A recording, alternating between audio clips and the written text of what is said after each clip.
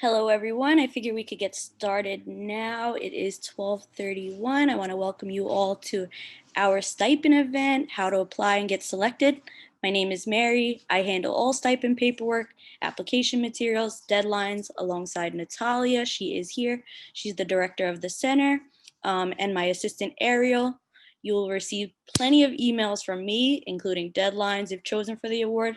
And if anyone has any questions throughout the presentation, please provide them in the chat and we'll open up the floor later on for some questions.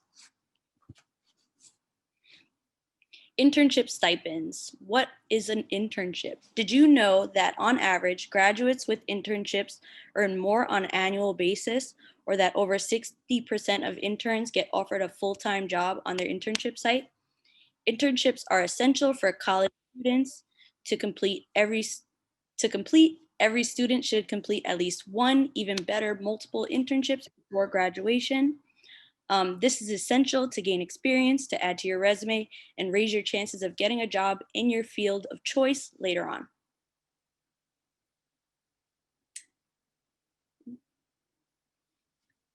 What is a stipend? Are you unable to afford an unpaid internship? The stipend award is for those of you who are planning on interning, but the internship is unpaid. It is available to both undergraduate and graduate students. This is an opportunity for funds for those of you who cannot afford to intern for free. We are going to play a short video. So yeah, hope you enjoy.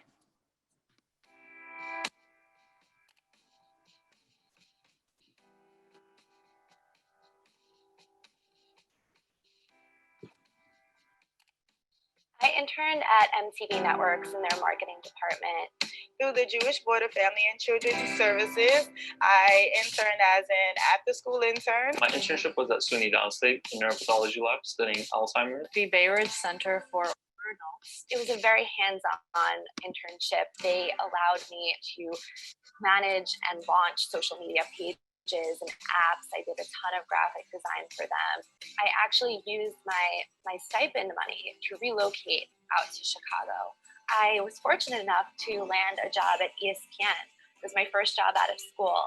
And I remember I brought my portfolio into the interview and it was filled with tons of projects that I had done in my internship at MTV. I did homework help with the children. We had community meeting and I also practiced group therapeutic and recreational activities. The stipend helped me to start a research project for when I studied abroad in Ghana. I conducted research over there with the children. So the internship gave me a hands-on opportunity to working with children. And then that was exercised more so when I was in Ghana. A lot of skills that I did develop were working on my own. The protocol I followed, the procedure. Another skill that I picked up was immunohistochemistry. Because of this experience, I realized that, researching, I have a passion for it. And now I definitely want to go for an MD, PhD. I worked as their arts coordinator for the summer. I really learned a lot about how to manage an arts curriculum and how to teach a senior population, which I'd never done before. The stipend allowed me to really devote a lot of time to the center. Because of the stipend, I was able to be there almost on a daily basis. I worked for a number of newspapers, starting with the New York Times. Bedford Avenue is where I got started, where I learned the rudimentary aspects of journalism, as well as a lot more. And so it's been my way of giving back to the college that helped me so much.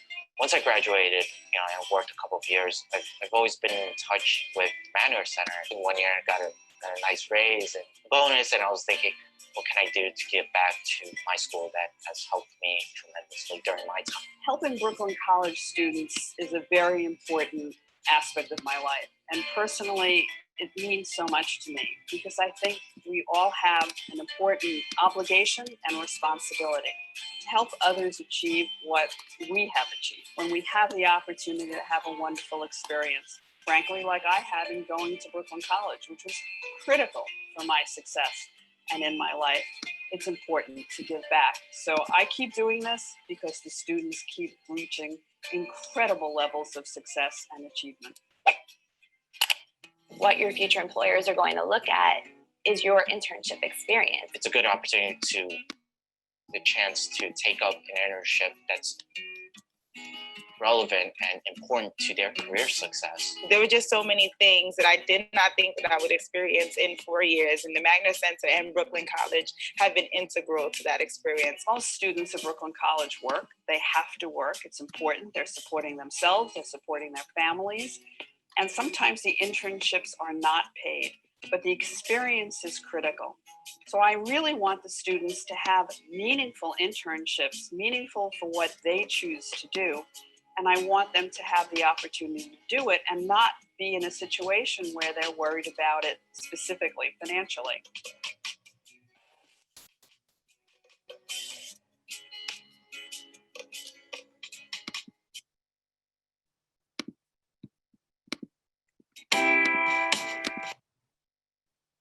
Okay, so now we're going to talk about how do you apply to the stipend award. So here we have 4 essential steps to applying for the stipend. The first of which is you should review all the eligibility requirements. So we have a list of criteria that you have to fall under in order for you to be eligible for the award.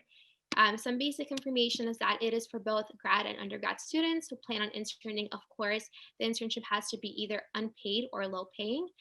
Some other criteria is that your GPA has to be at least a 3.0 at the time of when you're applying for the stipend.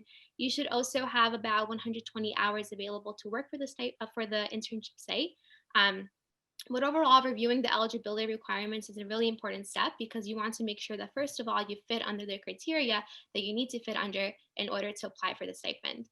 Secondly, you have to submit the online application, and this is where you provide us with a professional reference for us to reach out to. We're going to get into more about the references later on, but the reference should be someone that you worked with before, right? Someone that knows about your work ethic. It could be either a professor you've had before, a faculty member. It can be a previous employer, but it's important that the recommender is someone that knows you well. Third, you're going to complete the essay question responses, which again, we will get into more as the presentation moves forward. But basically, it's pretty simple. There's going to be 5 essay questions, also another 6th optional one. And you have to upload the answers for all questions under the respective Dropbox folder. So for example, let's say that you are applying for a dental internship or you're in the pre-med field. That means that your essay question responses will go under the School of Natural and Behavioral Sciences Dropbox folder. So it's important that you basically upload your essay response under the respective school, and also make sure to save the document as your last _first name and then document. So for example, for me, it will be Abramova _Ariel _essay. And then lastly, you will also have to review and upload your resume. So again, this is kind of the same situation here. You're going to have to upload it towards the respective school. So again, let's say you're an education student and you're going to do an education related internship, then you will upload all of your documents under the School of Education Dropbox folder. Okay, so a little bit more about the required documents. Again, you will need to complete all of the essay questions, of which there are 5 and also an optional one. You will also have to submit your resume. You will also need to submit a recommendation, or rather not you, but your recommender will provide us with that recommendation. You just have to provide us with your email on that Google form when applying. And you will also need to submit a thank you letter, but that's a little bit later into the process. Once you're chosen for the award, we will email you with all information about the thank you letter and how to move forward from there. So what are the essay questions? In total, there are 5 essay questions. They ask about your career of interest, the type of internship you have secured or in the process of securing, your financial situation and engagement with the Career Center, and why you are a good candidate for the award. Your responses cannot exceed 2 pages. Make sure that your writing is easy to read. Aim for concise, clear content and quality over quantity. For the optional essay question, the base amount of the award is $1,800. However, if you are in need of extra assistance, you can briefly describe your situation and potentially earn more.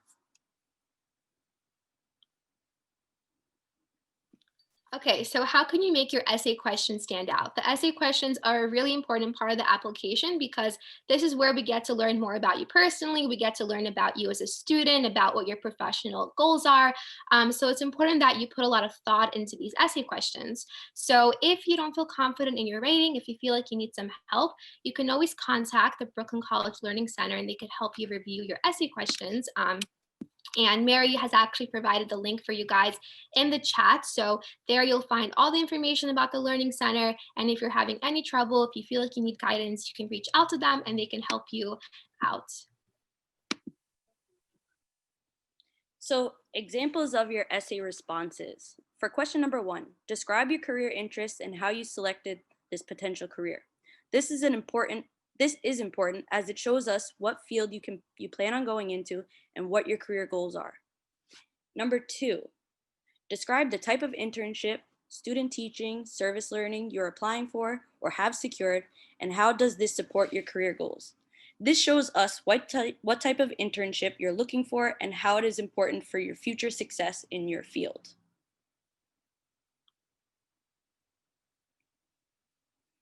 Question number 3, describe your financial needs, situation, and include why do you need the money, how will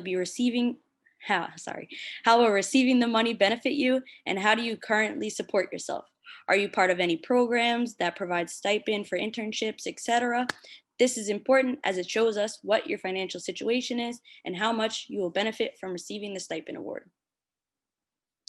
For number 4, how have you used the center services or attended any of our events? If yes, you must describe the level of engagement with the Career Center and you need to include specifics.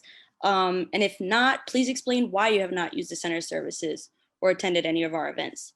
Attending the Magner Center events are important as it shows us how passionate you are about finding the career that is best for you and networking by all means provided to you. However, if you have not attended the Magner Center events, it is important that you show us how you plan to attend the events in the near future as it will benefit your future success. And then lastly, this is question number 5. Aside from financial need, why should you be selected to receive the award? Keep in mind that the program is competitive, so you need to convince us. This is your moment to shine. Why do you deserve the award above everyone else? A good example would be that maybe you have had a career change and this is important to help you gain experience in a new field. So if you have any questions at this point, you could enter them in the chat and we'll be happy to answer some. Okay, great. So now we're going to talk about the resume. So if you don't know how to write a resume, don't worry, because you can actually have a one-on-one session with a Magner Center career coach. So for those of you who are not familiar with our services, we do offer individual resume help for students. So if you feel like, your resume needs, some touching up, if you really want to go over with a counselor, you can do that. You can either make an appointment through a Google form or you can go ahead and call us. So again, having a good resume to submit is important because that's part of the application process, and having a good resume ensures that, first of all, when you meet with the counselor, it's going to ensure that you have a good resume to submit for future job applications. And also meeting with the counselor is great because it lets you know, where do I stand in my resume? Is it properly formatted? Do I have the right margins? Am I following the right guidelines? And you can also check out our virtual resume guide, which is actually super important. We do recommend that a student reads over that guide before meeting with a counselor, just so that before you meet, your resume is properly formatted and you could kind of get into more of the details when meeting with a counselor. And I see in the chat, someone's asking, are there stipends for students in grad school? Yes, the stipend application does also apply for grad students. And then someone's asking, does volunteering as a tutor at the Learning Center qualify as an eligibility? As long as it's unpaid and you meet the 120-hour requirement, yes. Well, to clarify, do you mean that can you get the stipend to intern at the Learning Center? Because if that's the question, unfortunately, the stipends are all for off-campus.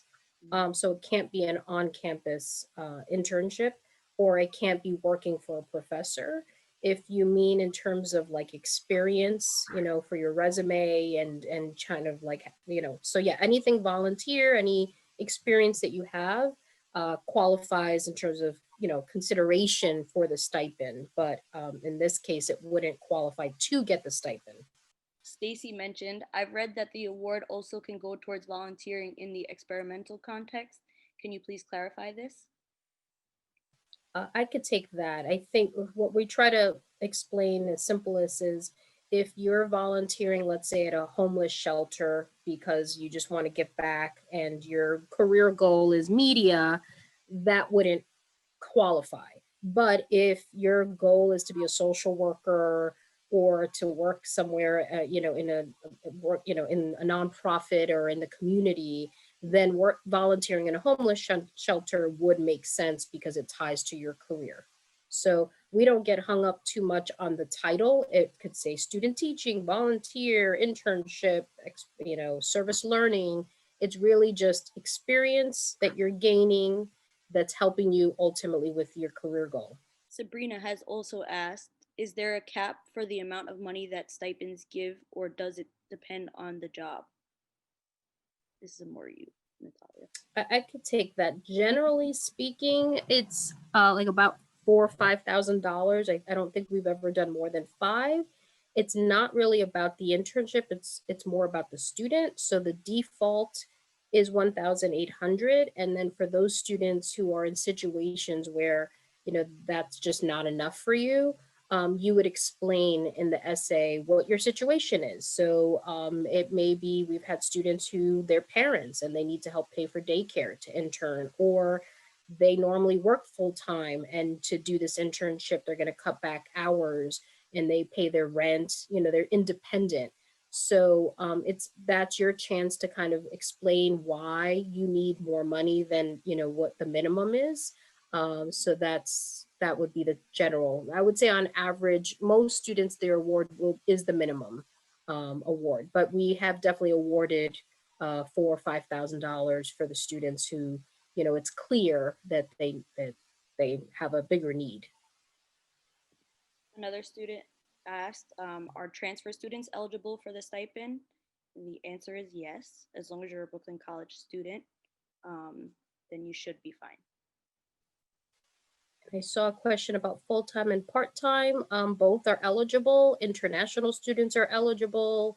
So as long as you're a student at the time that you're going to get the award, then you qualify. So it's pretty open This is in terms of.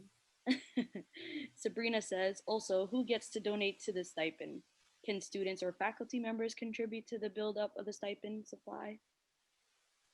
Absolutely. And we actually just in December had a fundraising campaign.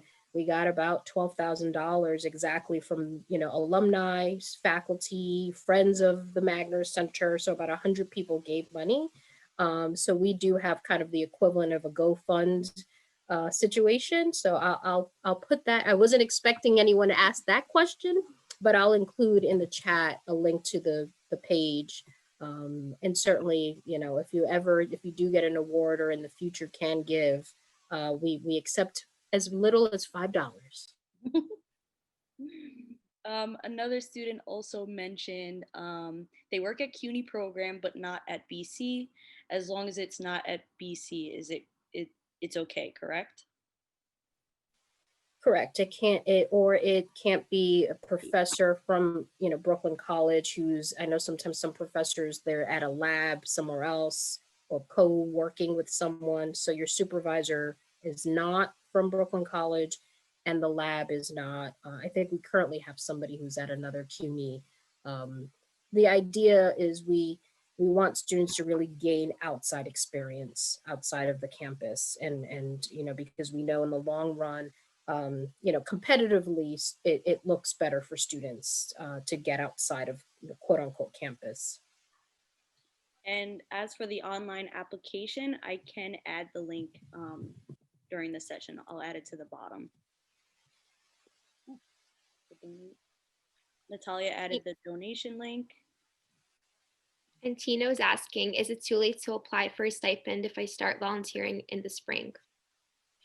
Yes, it is too late. The way we do it is for spring, the deadline would have been October.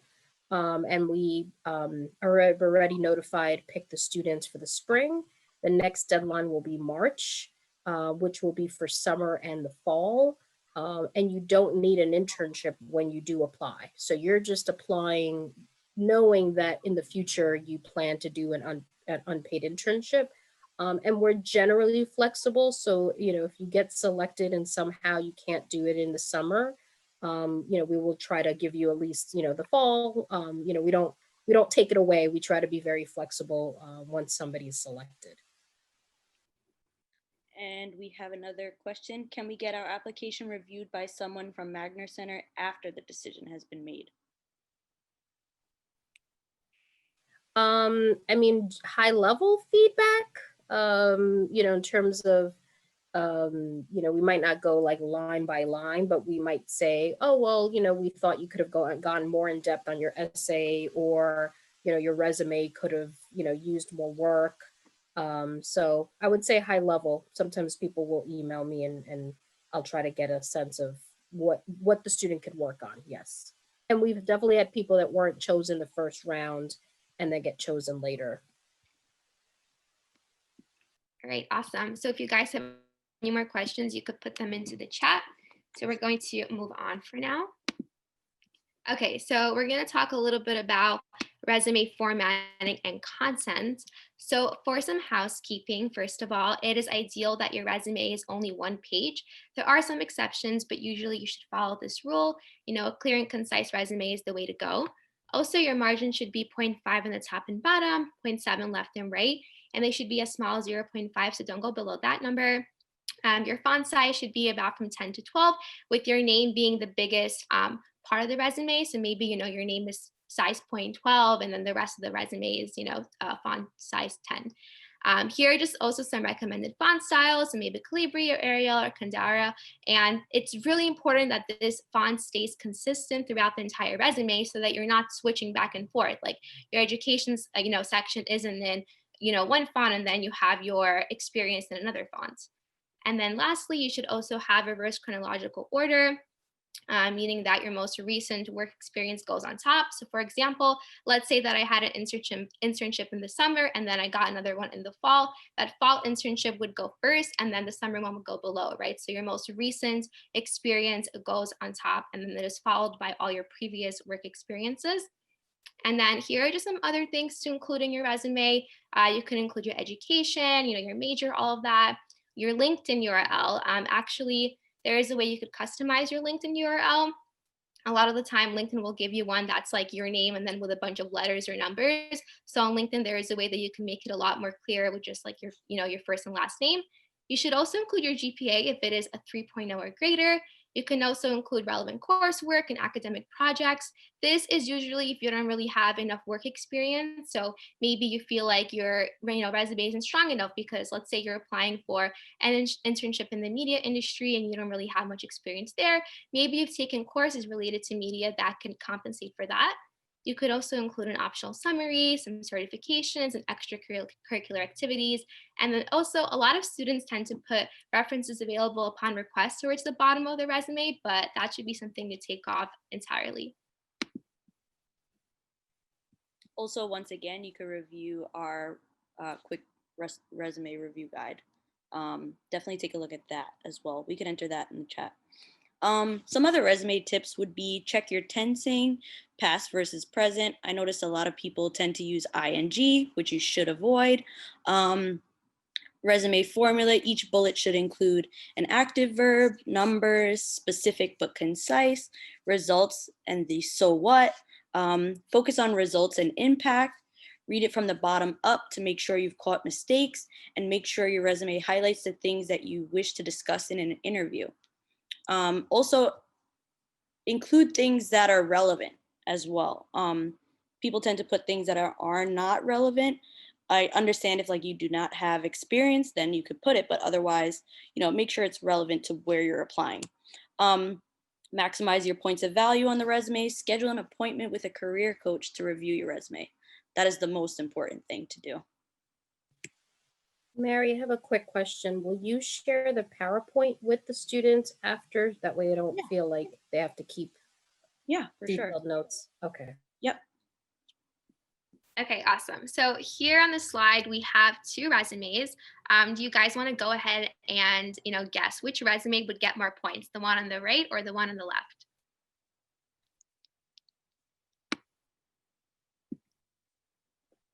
Nicole, I know it's a bit blurry, but based on the formatting and the overall layout of the resume.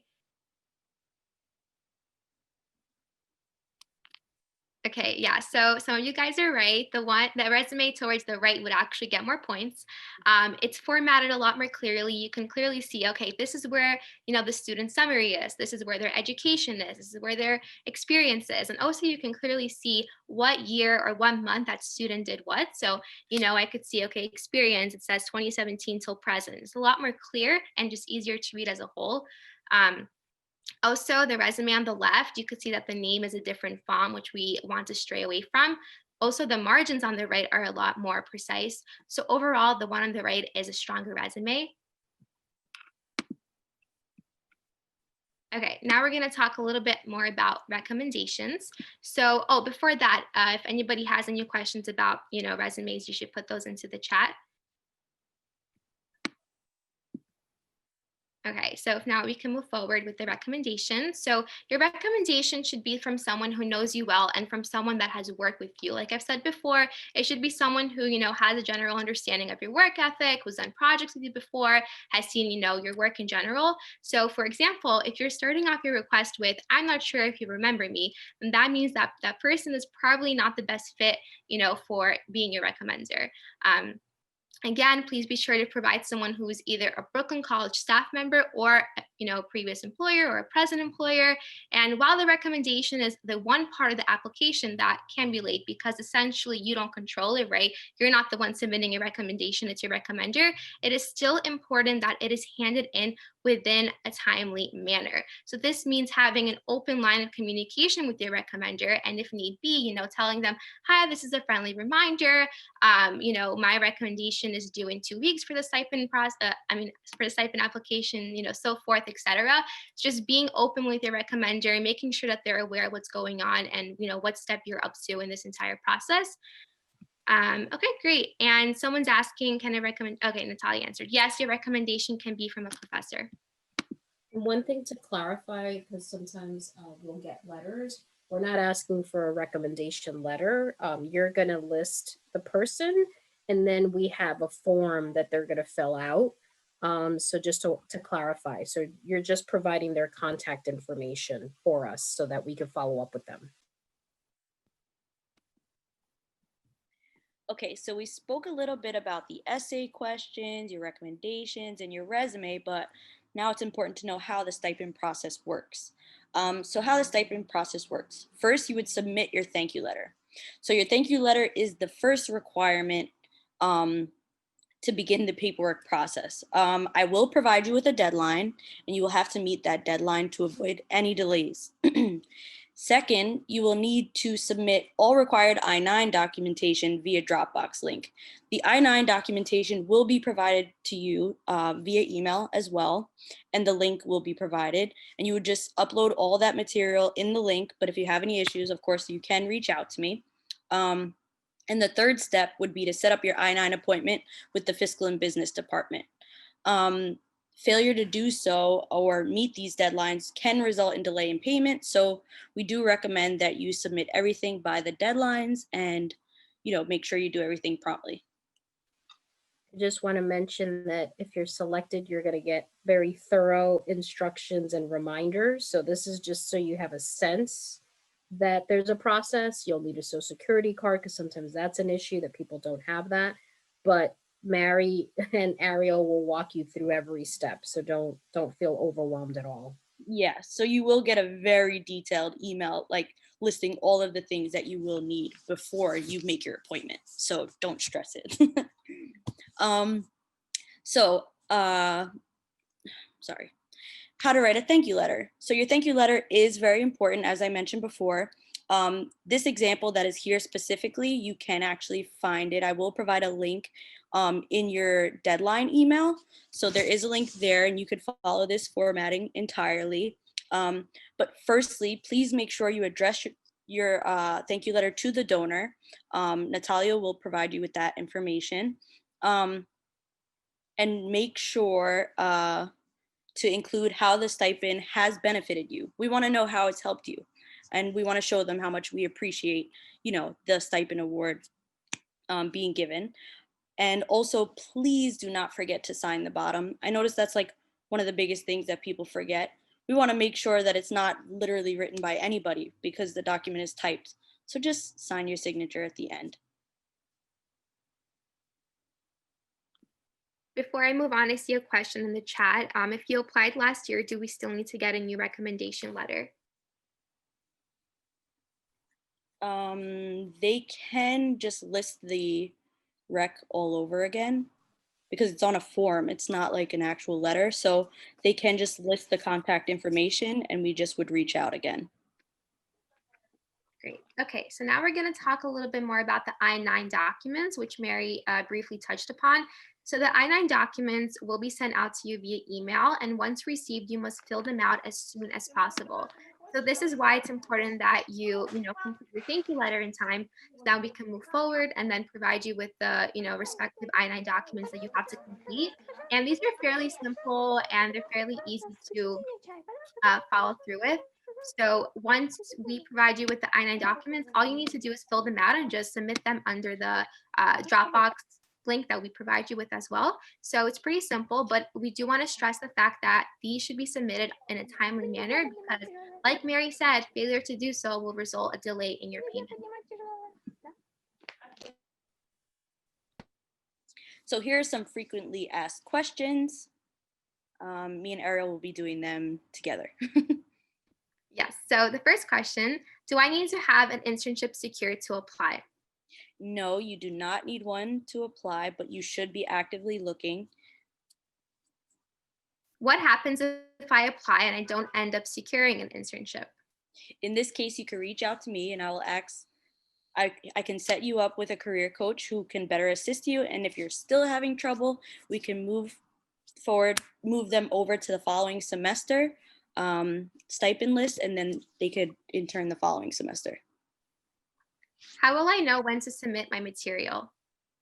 I will provide all deadlines via email. So you will receive deadlines and I'll send numerous reminders. You will have multiple deadlines as mentioned. And of course, if you do not meet those deadlines, it will cause a delay in paperwork and as well as payment. Do I email you the letter of recommendation myself? No, as both Natalia mentioned and I have mentioned before, your recommendation is provided via form. It does get uploaded directly from your recommender and I will reach out to them. Can I apply more than once?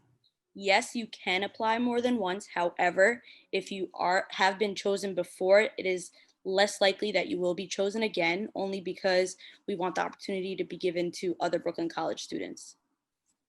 How will I know when I have been chosen for the award? So if you have been chosen for the award, Natalia will send you an email that will say, congratulations, you've won the award, and it will have all the following steps. I just wanted to add, because this comes up sometimes, that students will apply and reach out to me and say, I'm going to be doing a different internship than what I mentioned in the application. That is totally fine. We just ask in the application to get a sense of the type of internship, but you're not tied to if that falls through or you don't get it, that's okay. So I just wanted to mention that. And also I encourage people to complete the online form part of the application, which is, asking your demographics, like your GPA and your major and the reference, because we do send reminders to people to say, oh, we haven't gotten your essay yet, or, so that way we don't know who's applying unless you fill that out. So I would at least do that part if you plan to apply. Okay, great. I see a question. in the chat. So I am a transfer student. I will begin my first semester in the spring. I know the deadline is in March, but how will that impact my application if I have no GPA yet? I would just list the GPA from your previous institution. And if anyone's a freshman or, just has, coming in from high school, list, the equivalent from your high school.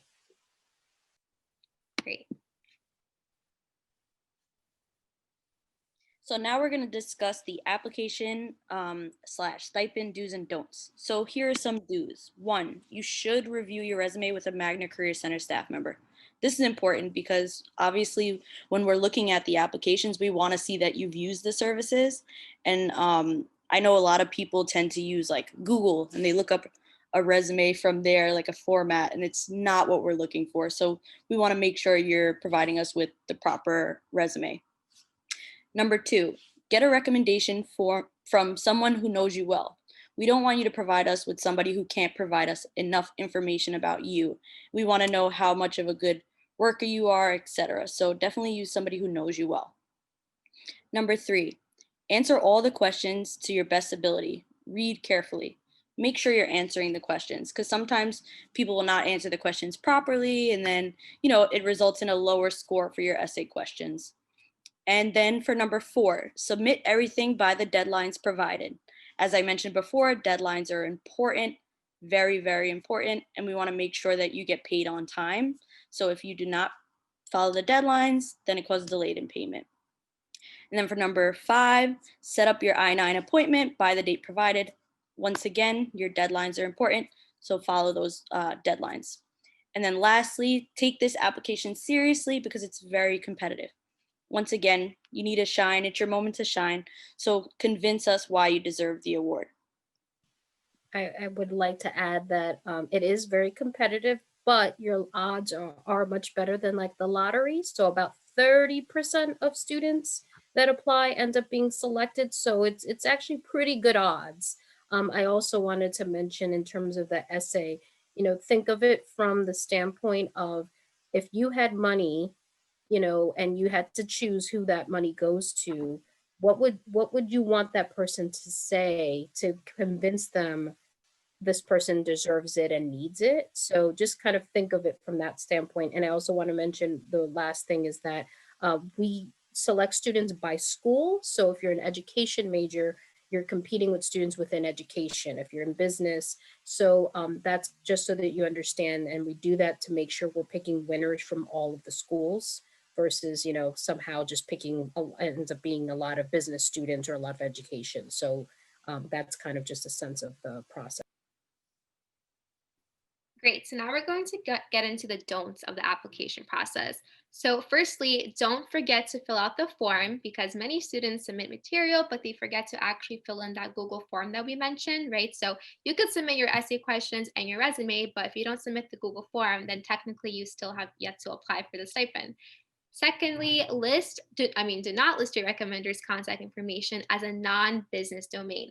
It's really, really important that you provide us with a professional email, and having your recommender's contact info as a business domain ensures their validity, and it also lets us know that the person that we are reaching out to is in fact a professional reference, right? So for example, at brooklyn.cuny.edu, that's a professional email from an organization, Brooklyn College. Third, don't forget to provide your thank you letter. Again, if you don't, then this can cause a delay in your first installment, and it's important towards the overall application. Fourth, do not wait until the last minute to complete your essay questions because, as mentioned, they are a vital part of the application where we get to learn more about you, and it's your time to convince us as to why you deserve this award. So it's important that you put a lot of thought into these responses, and they're not just something that you do the night before the deadline. So what can you do after you win the award? You can provide us with a testimonial. This can not only show us how much the award meant to you, but it also shows future students how much the award has helped you out. So here are some words from some previous award winners.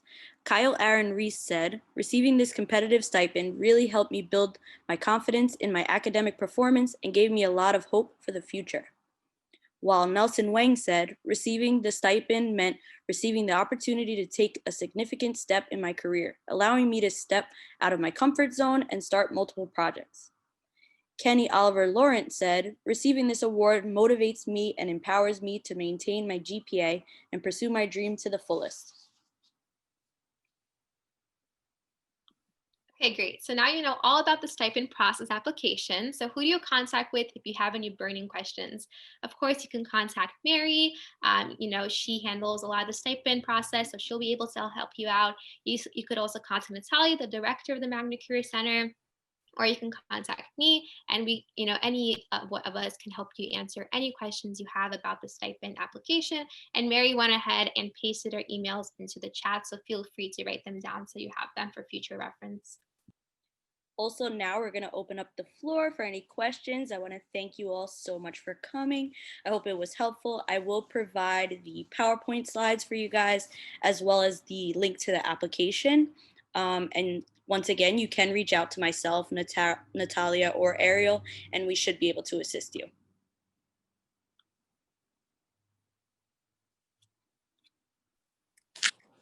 Hi, can I go ahead with a question? Sure. So I transferred from another institution in the full semester, and I have been taking not some of my major courses in here. And should I put a recommender from my previous institution or from here? Because I took arts and. Yeah, you could put a recommender from another school. That's perfectly fine, as long as it's a legitimate email address. Okay, sure. Yeah. We don't look, I wrote it in the chat, but I know sometimes students will ask the dean of the college, and they think that might be more impressive. In our case, we're not looking at that. We're really looking at the person who's going to take the time to put thought into what they write versus rushing through. And we've been doing this for a very long time. You'd be surprised how many form letters or form comments. I've literally had sometimes the same exact letter submitted. So you don't want someone who's rushing and is like, oh, okay, I guess I'll do it because they're busy. You want that person who's invested in helping you get it. So it could be if you volunteer at a community center. We're very flexible. Pick the person that wants to help you win. So the next deadline is March 31st if you're going to intern for the summer or fall. So we put them together. There's not a separate deadline for the fall. And so if you're interested in applying, I wouldn't rush to send it in today, because sometimes in some places, getting it in early is an advantage. But in our case, we look at everything after that March 31st deadline. We don't look at the applications as they come in. There's also another question in the chat. So to clarify, you are more likely to be picked if your career choice matches with what internship you commit to. So I don't do the first round of the applications. The other staff do. I will add that for the summer, most of the winners are Marge Magner winners, which were named after. And those students actually meet her. And normally it's a lunch. In this case, we had a virtual this past summer. And because they're meeting Marge Magner, there is an extra step of an interview if you're a finalist. I just want to add that that's different. We don't do that for spring winners, but for the summer we do. So I would say having looked at applications, it's the biggest weight is when the student can kind of say what this stipend is going to mean for them. What impact is it? Why do they need the stipend? So it's not so much that, oh, this person's going to be a computer science major, that person's going into film. We're not there to judge that one career is more important than the other. It's more that the person has clear career goals. So it's not that they're kind of like, oh, I don't know what I want to do with my life. They know what they want to do, but the unpaid internship is a burden in whatever form. And sometimes it's students that they live with their parents and they don't have a house to pay for themselves, but they're talking about not wanting to be a burden to their family, and you know, do they don't want to have to ask them for money. And sometimes it's, you know, I'm work full time and I have a child, and you know, I have a situation where no one's helping me with my bills, and neither one of them, we've picked all those kind of winners, so there's not a preference over one or the other. But again, if you think about it from, you know, our job is to pick people. It's somebody has given us money. All the money comes from alumni, and they're very generous. Each year we get about 80 winners or so. And so that's a good amount of students that are being supported. And so it's somebody else's money. And we want to feel good at night that the person who got it appreciates it, needed it, and will, you know, it's almost like an investment in the student, that that person is getting this support and understands that it's a gift, and that they will make the best use of that money. So it's not so much about like how closely your career and the internship, like I said, sometimes students switch, um, you know, their internship. It's kind of the whole picture of, they have a goal, they have a passion, their situation, whatever that is. You might work in the summer, you might work part-time during the year, you know, and you know, whatever that situation is of your family, that helps us understand why that you need help. I don't know if that hopefully answered your question, Sabrina, or if you need me to go in depth. Okay. Okay. Are there any other questions or? Yeah, I would just encourage all of you to apply. Like I said, you know, we get a good amount of applications, but I'll tell you, it's not 1,000. You know, on average, we'll get about 100, and like I said, we'll be able to pick 25, 30 or so winners out of the 100. So pretty good odds, definitely better than the lottery. And you know, again, if you weren't picked one year, you could always, you know, reapply for the, you know, the following year. And you know, take that time not to, you know, I think the biggest things, it is competitive. I mean, that's the hardest part of our job, is that we wish we had enough money to give it to everyone. You know, that there was that much, that because everybody's story is so impressive. But there are some people who, when they write their story, it's you just, it's almost like, how can we not give it to this person? So think about that. That's why the Learning Center is helpful, because it can help you tell your story. And then look, if you look at our YouTube channel, there's tons of videos from previous stipend winners. Marge Magner's there. So, you know, just like we say with resumes and cover letters, if we could see that you know, put effort, and like, this means something to you, you need it. You know, you reference the video that you saw, you know, it helps us see, wow, this person's really committed. They need it. They put the effort into looking up, you know, examples from a survey or a video. So take your time. It's January. You have 2 months. Use the resources. I see people saying this was helpful and you know, motivates you. Do it. And I will say this too. The nice thing about the summer, even though you do get an interview, you know, there's an extra step, is hands down, every student walks away very inspired, you know, hearing each other's story. The president of the college, you know, participates in that event. And so students end up feeling really good about not only getting the money, yes, but also, you know, that somebody believed in them. Somebody believed in their story and in their, you know, wanted to support them, and they get inspired by that. So it's more than the money, for sure. And so if you look at some of the videos on YouTube, you'll see that. You'll see kind of, you know, March speaks, the president speaks, and that might kind of, you know, inspire you a little bit more to go ahead and complete that application. And again, don't send it in late. That's a big thing. And if you guys have any more questions and you don't want to ask them in the chat, you could always email myself or Natalia or Ariel, and we can help you. The email address are in the chat, but if you want me to enter them again, I can, and I will also send you the PowerPoint. Yeah, so I have a question. So since you said that it's not a rush to fill out the application now, it doesn't have to be today, then would you say that the first step is just looking at the resumes and reviewing our resumes with someone? Correct. I think that's a good place to start. And I think also, just get familiar with the requirements. Get the resume first. That's easy. You need it anyway, right, for an internship. And then you could slowly start, putting your essay responses. You guys are busy. You're in school. You might have family yourself. You might be working. So, just start to draft, start writing some of those answers, and then make yourself a deadline. I'm going to go to the learning center mid-February, let's say, to have somebody look it over, so that whatever feedback they give you, you can work on it, and then you have plenty of time and you're not scrambling. So um, you you guys are amazing that you're here with us in January, and that you have 2 months to go before applying. So pace yourself, give yourself that time. So yeah, and I think students, again, they sometimes will get busy and then they don't apply, or they think they need, again, they think they need the internship.